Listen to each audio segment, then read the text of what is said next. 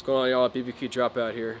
So if you're wondering kind of like the best way to rest a brisket after it's done, or like what's the most practical or ideal, my personal favorite is to actually put it back into the oven, or into the oven if you haven't already smoked it in the oven.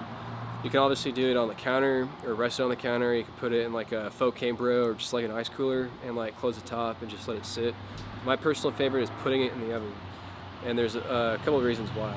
Number one, it's a well-insulated device, just like any kind of cooler you'd find. Number two, you have the ability to warm the ambient temperature.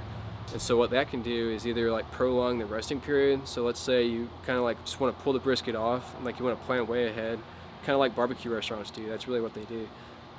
They pull it off, put it in the oven, and set the ambient temperature to like 100 degrees or something, and then that internal temperature coming down from like 200 degrees, which is around when you should pull it, will slowly start coming down. And throughout that entire process, it's actually not going to like overcook. The temperature is going to be coming down, but throughout that entire process, you're going to be resting it, and then all the juices and everything are going to start seeping back into the meat.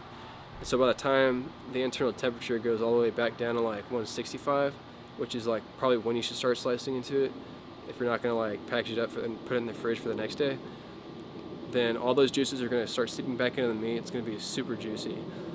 So that's probably like my favorite method of doing it. You could probably get away with just doing it like in an ice cooler, but it's going to have the same like insulative properties. But in my opinion, you can't really modify the ambient temperature and really control how the internal temperature comes down, if that makes sense. But really, at the end of the day, it's all about like what you want and like how you want your brisket to come out and like what your timeline is. So if you're kind of like strapped on time, you may want to try and just rest it on the counter until the internal temperature comes down to that temp, 165. Put it in the ice cooler. But if you really want to try and prolong the resting period, which is what I probably would recommend, put it in the oven, set the ambient temp to like 100 degrees, just let it ride. That's about it. Anyways, guys, I'll catch y'all on the next one.